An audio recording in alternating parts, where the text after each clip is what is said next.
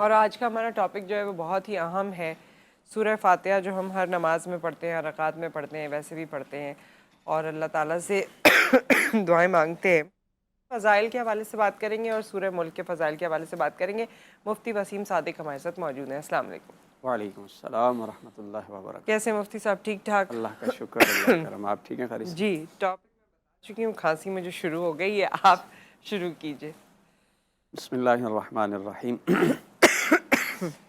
قرآن پاک کی جو سب سے پہلی صورت ہے وہ سورہ فاتحہ کہلاتی ہے، جی، اور یہ قرآن کی واحد صورت ہے جس کے سب سے زیادہ ناموں کا ذکر فرمایا گیا ہے۔ یعنی یہ تو معروف نام ہے جو آپ نے بھی لیا اور ہر ایک کو پتہ ہے جی، کہ اس کا نام ہے سورہ فاتحہ، جی، لیکن اس کے علاوہ بھی اس کے کثرت سے ناموں کا ذکر آیا، یعنی ایک سے زیادہ نام رکھنے والی اور کثرت کے ساتھ نام رکھنے والی جو صورت ہے یہ سورہ فاتحہ ہے۔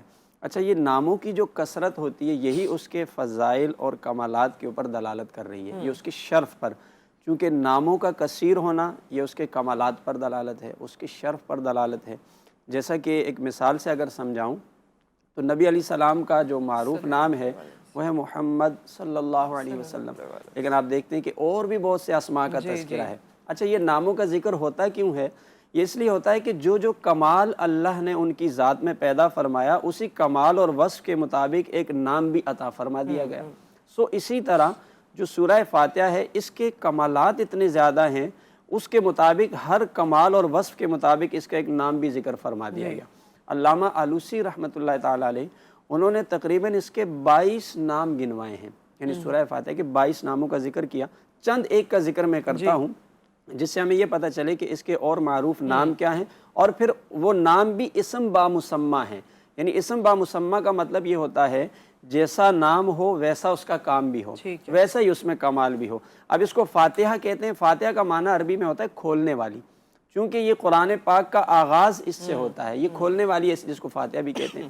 اس کا ایک نام ہے ام القرآن، اچھا، اور اس کا ایک نام ہے ام الکتاب۔ اچھا، ام کا معنی ہوتا ہے اصل، یعنی قرآن کی اصل یا اس کتاب اللہ کی اصل، وہ بھی سورہ فاتحہ، کیونکہ اسی سے آغاز ہوتا ہے۔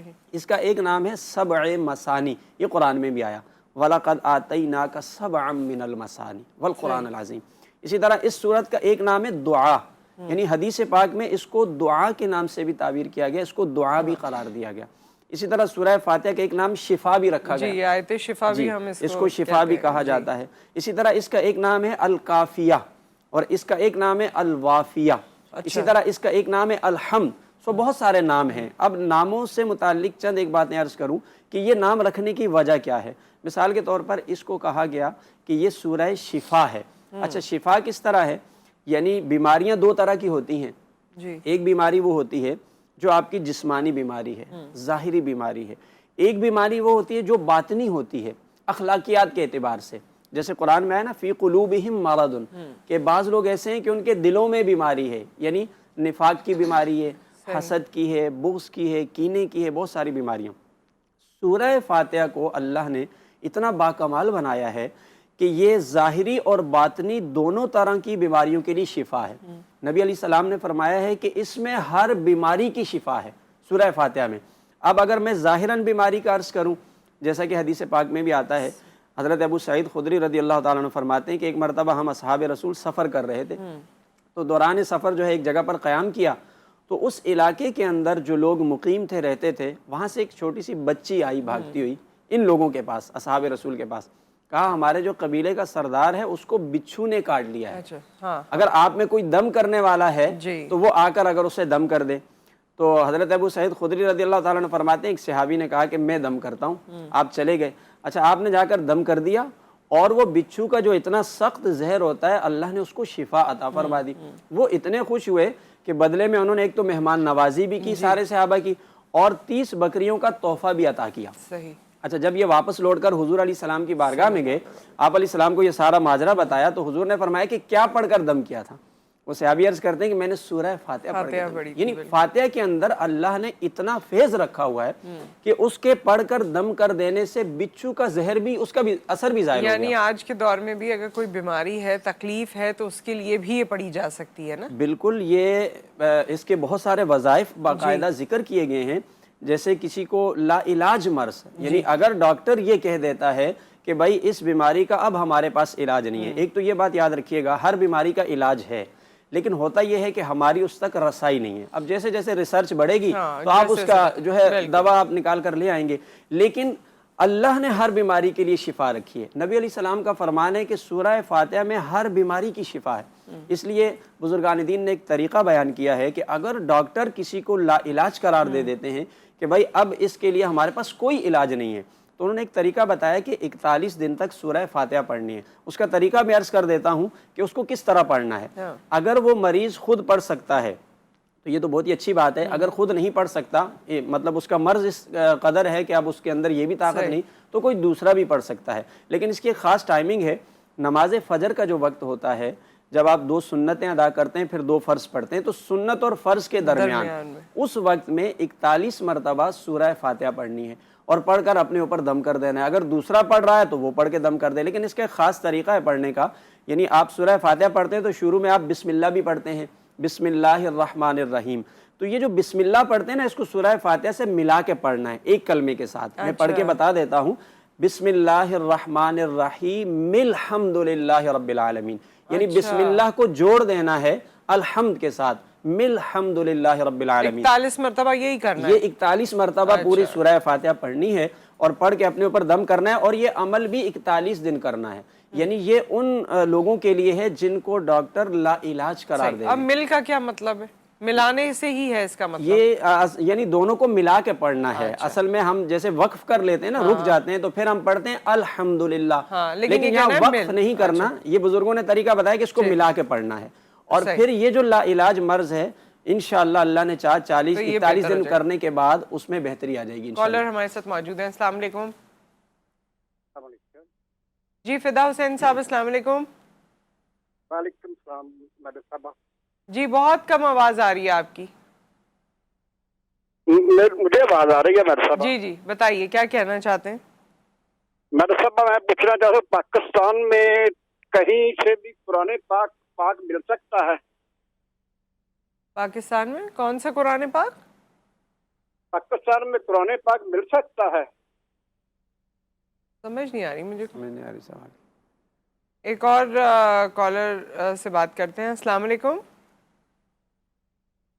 جی احسن صاحب السلام علیکم، اور کال ڈراپ ہو گئی۔ جی آپ ہمیں دوبارہ کال کر سکتے ہیں، تھوڑا سا کلیئر بولیں گے تو ہمیں سمجھ میں آ جائے گی کہ کیا کہنا چاہ رہے ہیں یا کیا بات ہے۔ اچھا، تو سورہ فاتحہ کے حوالے سے یہ طریقہ کار ہے جو وضع کیا گیا؟ یہ اس کے پڑھنے کا طریقہ ہے جو کہ بالخصوص لا علاج مرض ہے اس کی شفا کے لیے۔ اچھا دیکھیے، اس کا جو ہے نا شان نزول بھی بڑا زبردست جس کا تذکرہ روایات میں ملتا ہے۔ اس کا جو پس منظر ہے کہ اس کو خاص کیوں اہمیت حاصل ہے قرآن پاک کے اندر، اس کی ایک بڑی خاص وجہ ہے۔ حضرت عبداللہ بن عباس رضی اللہ تعالیٰ عنہ فرماتے ہیں کہ نبی علیہ السلام کے پاس جبرائیل امین وحی لے کر تشریف لائے ہوئے تھے، اسی دوران آسمان سے ایک چرچرانے کی آواز آئی، جیسے کسی چیز پہ وزن پڑتا ہے نا تو اس کی آوازیں نکلتی ہیں۔ تو جبرائیل امین عرض کرنے لگے، اللہ کے رسول، یہ آسمان کا ایک دروازہ کھلا ہے، یہ اس کی آواز آ رہی ہے، اور اس سے پہلے کبھی یہ دروازہ نہیں کھلا، یہ پہلی بار کھلا ہے، اور اس سے ایک فرشتہ نازل ہوا جو اس سے پہلے کبھی زمین پر نہیں آیا۔ فرمایا وہ فرشتہ آپ کے پاس آ رہا ہے، پھر تھوڑی دیر کے بعد وہ فرشتہ حاضر ہوتا ہے اور آ کر سلام عرض کرتا ہے۔ وہ فرشتہ آ کر یہ کہتا ہے کہ میں آپ کے پاس اللہ کی طرف سے 2 نور کی بشارت لے کر آیا ہوں، اور وہ 2 نور کیا ہیں؟ فرمایا ان میں سے ایک نور سورہ فاتحہ ہے جو آج آپ کو عطا کی جا رہی ہے، اور دوسرا سورہ بقرہ کی آخری آیات، بڑی معروف آیات ہیں، للہ ما فی السماوات و ما فی الارض، کہا یہ 2 نور ہیں۔ حضرت علی کرم اللہ وجہ الکریم فرماتے ہیں کہ سورہ فاتحہ اللہ نے عرش کے خزانوں میں سے ایک خزانے کے طور پر عطا فرمایا۔ سبحان اللہ۔ اب آپ نے کیونکہ یہ بات کر ہی دی تھی، اور اس میں آپ نے سورہ بقرہ کی بھی آخری آیات کا ذکر کیا ہے، تو وہ بھی آپ تھوڑا سا کلیریفائی کیجئے گا کہ وہ کیوں نور اس کو جس طرح کہا گیا ہے، اور ویسے تو ہمیں کہا گیا ہے نا کہ وہ روزانہ پڑھیں، بہت سی تکالیف سے، مصائب سے، بیماریوں سے آپ دور رہ سکتے ہیں، تو اس کے بارے میں بتائیے گا کالر کے بعد۔ السلام علیکم۔ جی وعلیکم السلام، احسن بات کر رہا ہوں۔ اس وقت میری آواز ہو رہی تھی۔ میرا مفتی صاحب سے ایک تو سوال یہ ہے کہ صبح اور شام کی جو مسنون دعائیں ہیں اگر وہ جو حدیث ثابت ہیں صبح کی اور شام کی، اور صبح شام کے مختلف معمولات جن سے عافیت رہتی ہے دن میں اور رات میں، ان کے بارے میں بتائیں، اور ان کی کوئی کتاب میں وہ ملتی ہے تو اس کتاب کا نام بتائیں۔ دوسرا میرا سوال یہ کہ بہت اہم سوال خواتین کے والد کے مرد حضرات تو جمعے کے دن جمعے کی نماز پڑھنے مسجد جاتے ہیں اور وہاں پہ جمعے کی نماز ادا کرتے ہیں، خواتین کے بارے میں کیا حکم ہے؟ بہت سی خواتین جو دیکھا ہے وہ ظہر کی نماز سمجھتی ہیں، کتنی رکعت پڑھنی ہے اور کس طرح پڑھنی ہے، خواتین کے جمعے کے دن ظہر کے وقت گھر میں کس طرح نماز ادا کریں، ضرور بتائیں۔ Thank you. بہت شکریہ۔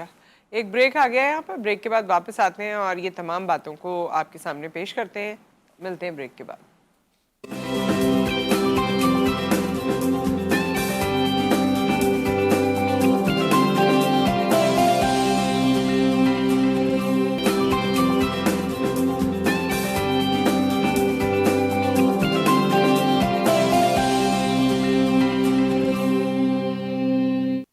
ویلکم بیک خواتین و حضرات، ماریہ نثار ہماری ثنا خاں ہمارے ساتھ موجود ہیں۔ مفتی وسیم صادق صاحب سے ہم گفتگو کر رہے ہیں اس وقت، اور کالر نے یہ سوال پوچھا تھا کہ خواتین جو ظاہر جمعے کی نماز میں گھر میں پڑھتی ہیں، ہمارے پاس ہر مسجد میں اہتمام نہیں ہے خواتین کے لیے، تو کیا وہ ظہر کی نماز پڑھیں گی یا جمعے کی نماز پڑھیں گی؟ اور صبح شام پڑھنے کی دعائیں بھی انہوں نے پوچھی تھیں۔ ان کا جو نماز پڑھنے والا سوال ہے، اس کی دو صورتیں ہیں۔ اصل میں خواتین پر جمعے کی نماز فرض نہیں ہے، تو فرض نہ ہونے کی وجہ سے وہ جب اپنے گھر میں پڑھیں گی تو وہ ظہر کی نماز ادا کریں گی۔ اچھا، دوسرا مسئلہ یہ کہ اگر کہیں اہتمام ہے مسجد میں جانے کے لیے اور خواتین کے لیے الگ سیپریٹ جگہ موجود ہے، تو پھر وہ وہاں جب جائیں گی تو پھر جماعت کے ساتھ نماز جمعہ ہی ادا کریں گی۔ یہ دو الگ الگ صورتیں ہیں۔ ایک اکثر یہ بھی سوال اٹھایا جاتا ہے کہ خواتین کے لیے اہتمام ہونا چاہیے، اکثر جگہوں پر ہے ہی نہیں۔ تو اس میں ہماری رائے تو یہ ہے، اور بہت سے اس دور کے علماء نے یہ کہا ہے کہ خواتین کے لیے باقاعدہ مساجد میں الگ سے جگہ متعین کرنی چاہیے، تاکہ وہ بھی اللہ کے گھر کی طرف آئیں اور انہیں ایک موقع ملے اور نماز بھی باجماعت ادا کریں، اور وعظ و نصیحت کے لیے بھی وہاں پر ایک موقع میسر آتا ہے۔ تو یہ اہتمام ضرور کرنا چاہیے۔ بہرحال گھروں میں پڑھیں گی تو ظہر ہی ادا کریں گی، ان پہ جمعہ فرض نہیں ہے۔ دوسرا انہوں نے یہ پوچھا کہ صبح شام کے اذکار حدیث پاک کے مطابق، دیکھیں بخاری شریف کی حدیث پاک ہے، آیت الکرسی کی بڑی فضیلت بیان فرمائی گئی ہے۔ آیت الکرسی ایک معروف جو ہے آیت ہے قرآن کی، تیسرے پارے کے اندر آتی ہے، اور تقریباً اکثر لوگوں کو یہ یاد بھی ہوتی ہے۔ اس کو اگر روزانہ صبح ایک مرتبہ پڑھ لیا جائے اور شام کو ایک مرتبہ پڑھ لیا جائے تو جنات سے اور ہر قسم کی بلا و آفات سے حفاظت ہو جاتی ہے۔ اس لیے ایک تو اس کو اپنے معمول میں رکھیں کہ آیت الکرسی آسان بھی ہے، سب کو یاد ہوتی ہے، اور ہر فرض نماز کے بعد بھی تو پڑھتے ہیں۔ جی، وہ ایک الگ اس کی فضیلت ہے۔ اگر ہر فرض نماز کے بعد پڑھیں گے تو اس کی فضیلت حدیث پاک میں یہ آئی ہے کہ اس شخص کے اور جنت کے درمیان جو فرق ہے وہ صرف موت کا ہے، یعنی جیسے ہی وہ دنیا سے جائے گا آیت الکرسی پڑھنے کی فضیلت کی وجہ سے اس کو جنت میں داخل کر دیا جائے گا۔ یہ نماز کے بعد پڑھنے کی فضیلت ہے، لیکن حفاظت کے لیے صبح اور شام ایک مرتبہ پڑھ لینا چاہیے۔ اسی طرح حدیث پاک کے اندر جو ہے وہ معوذتین، یعنی قل اعوذ برب الفلق، قل اعوذ برب الناس، جو چاروں قل کہلاتے ہیں نا، چاروں قل، قل یا ایھا الکافرون، قل هو اللہ احد، قل اعوذ برب الفلق، قل اعوذ برب الناس، یہ چار صورتیں ہیں، مشہور صورتیں ہیں۔ اس کے بارے میں حدیث پاک کے اندر آتا ہے کہ ان صورتوں کو 3 مرتبہ پڑھ کر اپنا ایک حصار کر لیا جائے۔ ایک تو یہ جادو کے لیے بھی ہے، اثرات کے لیے بھی ہے، جنات کے لیے بھی ہے، اور اس کے ساتھ ساتھ بہت ساری چیزوں سے حفاظت کے لیے بھی۔ تو یہ بھی اپنے معمولات کے اندر رکھ لیا جائے۔ حدیث پاک کے مطابق صبح بھی 3 مرتبہ پڑھیں اور اپنا حصار کر لیں، اور شام کو بھی 3 مرتبہ پڑھیں اور اپنا حصار کر لیں۔ ایک آخری وظیفہ جو بہت اہم ہے وہ ہے استغفار کا۔ استغفر اللہ الذی لا الہ الا هو الحی القیوم واتوب الیہ، اس کی بڑی فضیلت آئی ہے حدیث کے اندر، اور یہ کم از کم روزانہ 10 مرتبہ صبح اور 10 مرتبہ شام کو پڑھ لیا جائے۔ اگر یہی کلمات پڑھ لیے جائیں جو میں نے بتائے ہیں، اکثر لوگوں کو یاد ہوتے ہیں تو بہتر، ورنہ کم از کم استغفار کی جو بھی ان کو تسبیح آتی ہے، استغفار کے کلمات مختلف ہیں، اس کو ضرور اپنے وظیفے میں رکھیں۔ اس سے گناہ بھی معاف ہوتے ہیں اور اس سے درجے بھی بلند ہوتے ہیں، اور اس سے مشکلات میں آسانیاں پیدا ہو جاتی ہیں۔ اور ایک وہ دعا بھی ہے مفتی صاحب، بسم اللہ الذی لا یضر مع اسمہ شیء فی الارض ولا یہ بھی بالکل جو ہے حدیث کے اندر آئی ہے۔ اچھا، یہ جو دعا آپ نے پڑھی ہے نا، یہ حفاظت کے لیے بھی، اور یہ خاص طور پر جب آپ کھانا کھانے لگتے ہیں، یہ ہر قسم کے ضرر سے بچانے کے لیے ہے۔ تو کھانا کھانے سے پہلے اگر آپ اس دعا کو پڑھ لیں گے تو اس میں اگر کوئی نقصان دہ چیز بھی شامل ہو تو تب بھی اللہ تعالیٰ اس سے آپ کو محفوظ رکھے گا۔ ٹھیک ہے، کالر ہمارے ساتھ ہیں۔ السلام علیکم۔ وعلیکم السلام، کیا حال ہے آپ کی؟ جی اللہ کا شکر، ٹھیک ٹھاک۔ نمرہ آپ کیسی ہیں؟ اللہ کا شکر ٹھیک۔ مفتی صاحب سے بات کرنی ہے آپ کی۔ جی کیجیے بات۔ अस्सलाम वालेकुम मुफ्ती साहब। वालेकुम अस्सलाम वरहमतुल्लाहि वबरकातुहू। जी मुफ्ती साहब, मेरी शादी का मसला है। मेरी शादी पहले मंगनी नहीं थी हो रही, अब मंगनी हुई है तो मंगनी को 2 साल हो गए हैं। और जो मेरे ससुराल वाले हैं वो पहले कह रहे थे कि छोटी ईद पर शादी करेंगे, तो फिर उन्होंने तब भी नहीं की। अब कह रहे थे कि बड़ी ईद पर, उन्होंने तब भी नहीं की। अब कह रहे हैं रबी अव्वल में करेंगे, तब वो लोग कह रहे हैं अब रबी अव्वल में भी नहीं कर सकते, आगे ले जाएंगे। तो इस बात का समझ नहीं आ रही। मेरे घर वाले बहुत परेशान है इस बात से। अच्छा ठीक है, और नियर बात करते हैं हम। जी एक और कॉलर हमारे साथ हैं। अस्सलाम वालेकुम जी, बशीर कुरैशी साहब, अस्सलाम वालेकुम।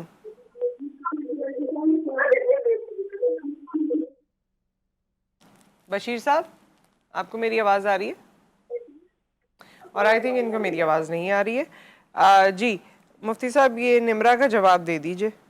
इनका पूरा सवाल मुझे समझ में नहीं आया। इन्होंने कहा कि मेरी मंगनी हुई हुई है और वो शादी के लिए शायद ससुराल वाले बार बार जो है ना डिले कर देते हैं कि आगे करेंगे आगे करेंगे आगे करेंगे। तो 3 दफ़ा हो चुका है ऐसा। अच्छा अच्छा अच्छा। हाँ, तो इसके लिए इनको मैं एक वजीफ़ा बताता हूँ। अगर ये उसका मामूल बना ले और पढ़ना शुरू कर दें तो इंशाल्लाह ये जो हो सकता है किसी रुकावट की वजह से भी ऐसा हो जाता है, तो ये हर जुम्मे वाले दिन ना सूरह जुमुआ, ये 28वें पारे के अंदर मौजूद है सूरह जुमुआ, ये हर जुम्मे वाले दिन 3 मरतबा इसको पढ़ लिया करें। ये अभी से इसका आगाज़ कर लें, हर जुम्मे में इसको पढ़ें तो इंशाल्लाह इनकी ये रुकावट दूर हो जाएगी और बहुत जल्द असबाब बनेंगे और इंशाल्लाह इनका ये मसला हल हो जाएगा। एक और कॉलर हमारे साथ हैं। अस्सलाम वालेकुम। वालेकुम सलाम नुसरत, कैसी हैं आप? मैं ठीक ठाक है साहब, आप कैसे हैं? अल्हम्दुलिल्लाह, अल्लाह आपको जज़ाए खैर दे कि इतना अच्छा आपने माहौल बना के एक प्रोग्राम पेश कर रही हैं। मुफ्ती साहब से मेरे एक सवाल है, वो बहुत मुख्तसर करके करूंगा। देखिए मुफ्ती साहब, मसला ये कि आजकल के दौर के अंदर लोग बड़ी मायूसी का शिकार हैं, माहौल ऐसे हैं, बच्चे बेचारे फ्रस्ट्रेटेड हैं, तो इतने मायूस हो जाते हैं कि उनको यानी वो बाज लोग यानी इस हालत में पहुंच जाती है वो खुशी की तरफ चले आते हैं। तो मैं चाहता हूं कि आप ऐसी कोई वजीफा, ऐसा कोई चीज बताएं कि जो लोग बिल्कुल मायूस हो चुके हैं, वो अल्लाह यानी अल्लाह पे तो हमें हमेशा उम्मीद अच्छी रखनी चाहिए, तो वो बिल्कुल मायूसी की तरफ गए, तो आप ऐसी कोई जामे चीज बता दें, कोई उसके तरतीब बता दें कि वो पढ़ लें और उनकी दिलों को सुकून मिले और वो उनके दिल में उम्मीद जाग जाए। ये मेरा सवाल है। Thank you so much. ये बहुत ही अच्छा इन्होंने सवाल किया और तकरीबन बहुत से अफराद इस तरह की कैफियत में मुब्तला हैं। पहले तो मैं ये अर्ज़ कर दूं, देखें मुसलमान होने की हैसियत से हमें मायूस होना नहीं चाहिए, क्योंकि अल्लाह ताला ने ख़ुद इस बात से मना फरमाया है कि कुल या इबादियल्लज़ीना अस्रफ़ू अला अनफुसिहिम ला तक़नतू मिर रहमतिल्लाह। फरमाया मेरे बंदों को मेरी रहमत से मायूस नहीं होना चाहिए। लेकिन बाज़ दफ़ा हालात इतने टफ़ हो जाते हैं, इंसान होने के नाते बशरी तकाज़ों के तहत कुछ मायूसियाँ फैल जाती हैं। जैसे कि अभी हमारे कुछ माशी हालात और मुल्की मामलात ऐसे हैं कि जिससे लोगों में ये कैफियत पैदा होती है। देखिए अल्लाह ताला का एक वाज़ेह इरशाद है, अला बिज़िक्रिल्लाह व तत्मइन्नुल क़ुलूब। फरमाया कि दिलों की राहत, सुकून, इत्मीनान ये अल्लाह के ज़िक्र के साथ है। और हदीस पाक के अंदर एक तस्बीह का ज़िक्र है जो फ़रिश्तों की तस्बीह कहलाती है, सुबहानल्लाहि व बिहम्दिही सुबहानल्लाहिल अज़ीम, बड़ी मारूफ़ है। ये अगर हर मुसलमान बिलखुसूस वो अफराद जो ये समझते हैं कि कुछ मायूसी का शिकार हैं, नमाज फ़जर के बाद 100 मरतबा पढ़ लिया करें, तो अल्लाह का वादा है कि जो अल्लाह का जिक्र करता है उसको अल्लाह इत्मीनान क़ल्ब अता करता है, उसके रास्ते खोलता है। और इस तस्बीह की इतनी ज़्यादा फजीलत है, हदीस पाक के अंदर आता है कि जब बंदा सुबहान अल्लाह कहता है ना, तो फरिश्ते उन कलिमात को लेकर अल्लाह की बारगाह में चले जाते हैं और अल्लाह की बारगाह में पेश करते हैं। पढ़ने वाला अगर इखलास से पढ़ रहा होता है तो अल्लाह उन कलिमात को कबूल करता है और फिर उसकी बरकतें उसको अता फरमा देता है। साहब बात ही सारी इखलास की है, क्योंकि ये कलिमात भी जब लोग पढ़ते हैं ना, तो एक तो जिस तरह से बस यूं एक रिपीटिशन की तरह जो पढ़ते हैं वो अच्छी बात नहीं है। इसी तरह से आप देखिए कि अगर नमाज भी लोग दिल लगा के पढ़ें और अगर सजदे में जाकर सुबहान रब्बियल आला दिल से कहें ना, महसूस करके, तो दिल में इत्मीनान उजागर होता है। असल में आपने ये जो बड़ी अच्छी बात कही है और याद दहानी में करवा दी कि हम वज़ाइफ में बहुत दिलचस्पी रखते हैं और हम चाहते हैं कि कोई ऐसा वजीफ़ा मिले, इसमें आज़म मिले और हम उसके ज़रिए बहुत कुछ हासिल कर लें। लेकिन मैं अपने नाजरीन से ये अर्ज़ करूँगा, ये जितने वज़ाइफ हम बता रहे हैं अक्सर लोग पढ़ते भी हैं लेकिन उसके असरात उन्हें तासीर नहीं नजर आती। तो इसलिए पहली चीज़ ये है ना कि आपको ये पता होना चाहिए, वो फार्मूला पता होना चाहिए कि ये वजीफ़ा मुअस्सर कैसे होगा, इसकी तासीर, इसकी बरकत कैसे मिलेगी। उसके लिए मैं एक हदीस पाक से अर्ज़ कर देता हूँ। ये हम अगर ब्रेक के बाद शेयर कर लें, एक ब्रेक आ गया, ब्रेक के बाद शेयर करते हैं। ये बड़ी इंपॉर्टेंट बात है क्योंकि जितना दिल लगेगा उतनी तासीर होगी। अब ये कैसे होगी मुफ्ती साहब बताएंगे आफ्टर द ब्रेक।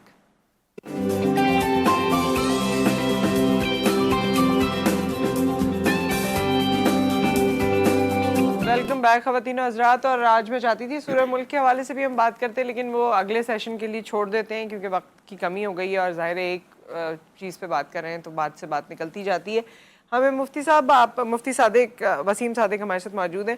سو مفتی صاحب، آپ ہمیں ایک تو وہ بات رہ گئی تھی جو آپ سورہ بقرہ کی آخری کی آیات کا تذکرہ کیا تھا آپ نے، وہ مکمل کر لیجئے. اور ایک کالر نے ایک سوال کیا جو حج پر گئی تھیں اور ان کی نظر کسی غیر محرم پر پڑ گئی، جو انہوں نے پورا معاملہ بتایا، اس کو بھی آپ تھوڑا واضح کر دیجئے. جی یہ جو کالر تھی جنہوں نے یہ سوال کیا تھا کہ حج پر گئی اور کنکریاں اٹھاتے ہوئے نامحرم کے اوپر جو ہے نظر پڑ گئی، تو اس پر کوئی کفارہ وغیرہ نہیں؟ اس پہ کوئی کفارہ تو نہیں ہے، البتہ یہ ہے کہ اچانک اگر نظر کسی پہ پڑ جاتی ہے تو وہ معاف ہے، ٹھیک ہے. اور اگر جان بوجھ کر کوئی دیکھے گا تو ظاہر ہے گناہ گار ہے، پھر اس کا طریقہ یہ ہوتا ہے کہ وہ اللہ تعالیٰ سے اس پر معافی مانگے اور آئندہ اس گناہ سے اپنے آپ کو بچائے. بہرحال اس پہ کوئی کفارہ نہیں ہوگا.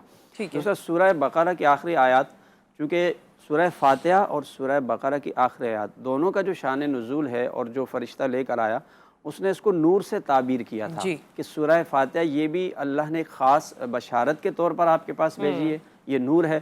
اور سورہ بقرہ کی آخری آیات، وہ جو آخری رکوع ہے، للہ ما فی السماوات و ما فی الارض، بڑی معروف آیات ہیں، ان کے بارے میں بھی یہی آتا ہے کہ یہ بھی اللہ تعالیٰ نے خاص خزانے سے عطا فرمائی ہیں اور یہ ایک نور کے طور پر عطا فرمائی ہیں.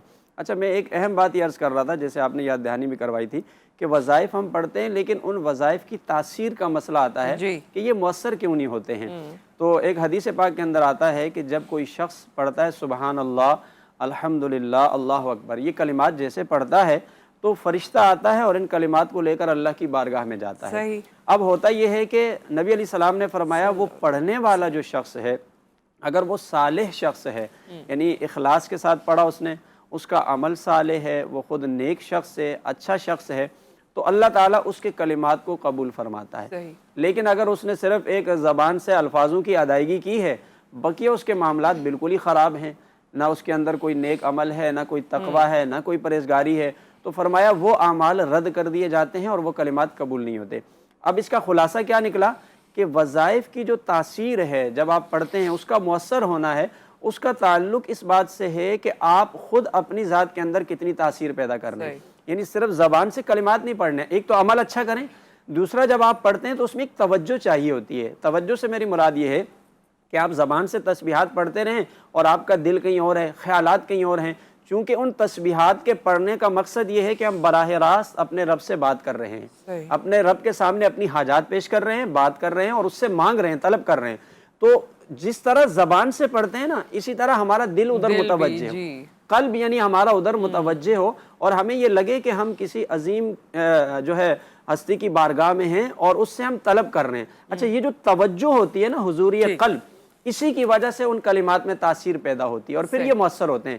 تو جتنے بھی وظائف ہم نے ذکر کیے ان سب کو پڑھنے کا طریقہ یہی ہے، اپنے عمل کے اندر ایک تو اخلاص پیدا کریں اور نیک اور صالح پرہیزگار بنیں، اور پھر پڑھتے ہوئے پوری توجہ رکھیں. اب جب آپ پڑھیں گے تو انشاءاللہ پھر ان کی تاثیر اور برکت آپ کو نظر آئے گی اور اس کی قبولیت آپ کو نظر آئے گی. صحیح، بہت بہت شکریہ مفتی صاحب آپ کی تشریف آوری کا. بہت شکریہ ماریہ، آپ بھی یہاں تشریف لائیں، اور نعت رسول صلی اللہ علیہ وآلہ وسلم پر ہم پروگرام کا اختتام کریں گے. آپ سب ہمیں دعاؤں میں یاد رکھیے گا.